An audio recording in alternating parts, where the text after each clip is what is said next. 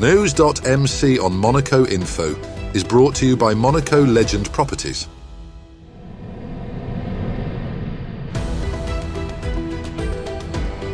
Bringing you news on Monaco's economy, culture, sports and more.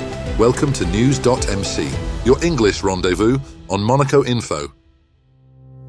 Coming up on NEWS.MC, discover past week's top stories and meet the people who makes Monaco. Hello, my name is Gaëlle Tallarida. I'm the Managing Director of the Monaco Yacht Show, and you are watching NEWS.MC on Monaco Info. What's been making headline in the past week?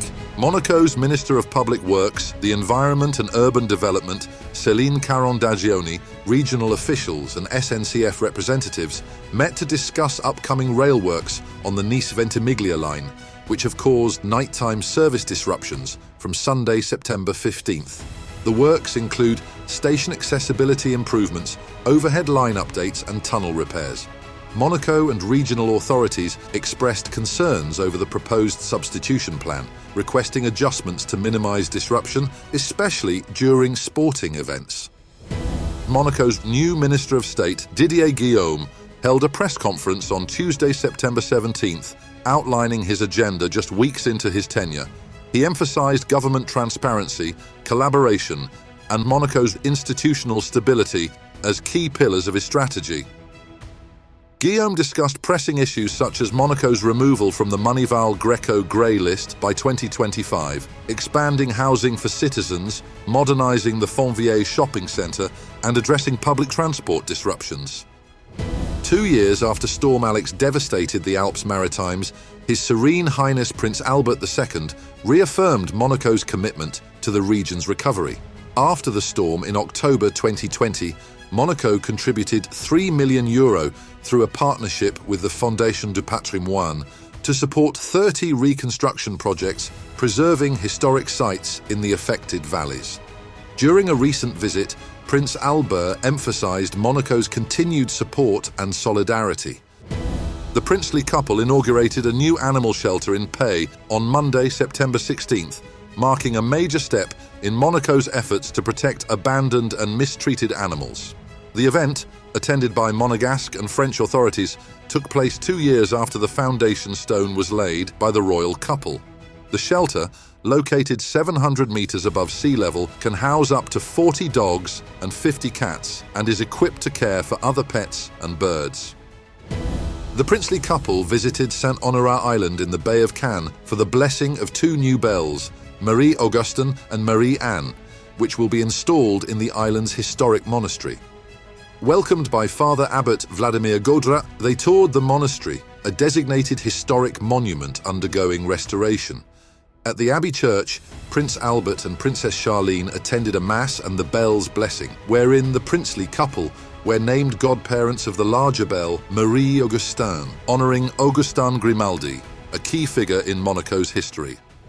The Ballets de Monte Carlo, led by Jean-Christophe Mayotte, will present a diverse season with 15 performances, including 3 world premieres. Highlights include the Monaco Dance Forum in December 2024, featuring international acts, and the ballet The Taming of the Shrew by Maillot. The spring of 2025 will focus on new creations, and the season will conclude with the Princess Grace Academy's gala.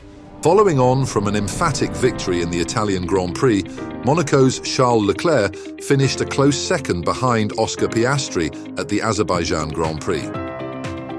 Despite leading early and defending strongly, Leclerc fell behind after pit stops and struggled with tyre degradation in the final laps. He narrowly avoided a dramatic collision involving Sergio Perez and Carlos Sainz, which led to a crash and a third-place finish for George Russell. Let's see how the Monegasque performs in the next race on the calendar at the Singapore Grand Prix. Next up, our exclusive interview with the personalities driving the Principality. Hello, so I'm Gaëlle Tallarida. I'm the Managing Director of the Monaco Yacht Show. So when I finished my studies, it was 1998. I've been asked to join the Monaco Yacht Show. We were 3, organizing a very tiny, small event, which became, over the years, an international platform for super yachting industry.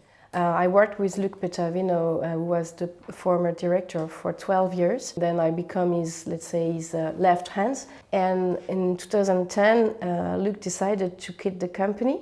So that's why I became the director of the show. So I'm involved in this business for 25 years this year. The team organizing the show comprised 20 people, including me. The skills of my team is very precise for setting such a complex show. We are covering all the aspects of the show organization, sales, communication, logistics, and it's a full year cycle for organizing the show.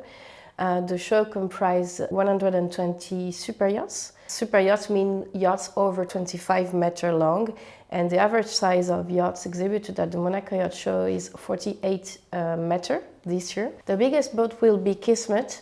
It's a Lursen boat. The size is 123 meters. It's presented at the Yacht Show as a world premiere.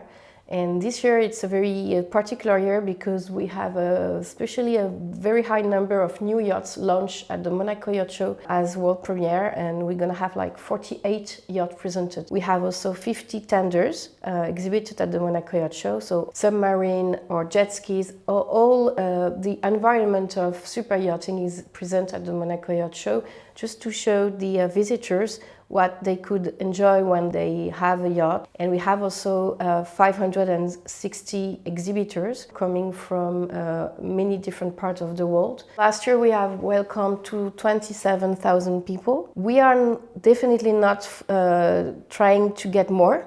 It's all about quality. It's for replying the request to the exhibitors, because as you can imagine, a show like that, they want to meet the right people, the one who could afford buying a yacht. Definitely the biggest market for clients is the US. So European, different part of Europe and UAE. The trend is younger people coming in the market. When I joined this industry, the average age of a yacht owner was about 60 years. And now we see more and more new people coming and becoming a yacht owner about 40 years old, so it's quite an amazing change. Something which we heard as a small topic 10 years ago become the core activity of this sector. And we see all the companies working hard to produce more sustainable yachts or techniques or features on board the yachts. And it's not only how you build a yacht to make it more sustainable, but also how you manage a yacht. If you look at a yacht, it's an amazing masterpiece. The people investing in a super yacht, they really push hard the providers, the shipyards, to develop new technology to make the product of their dream. Probably around 2,000 jobs are directly linked to the yachting industry.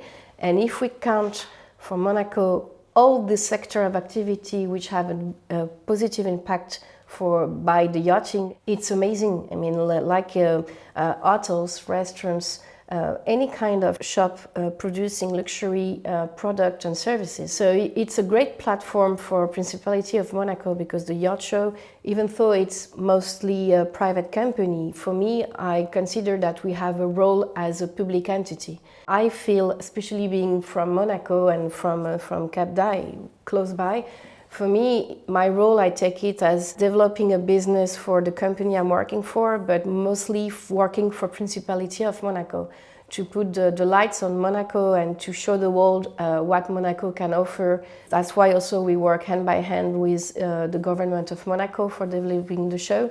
For me, there is a very special moment every year. It's on the Saturday evening at 6 o'clock.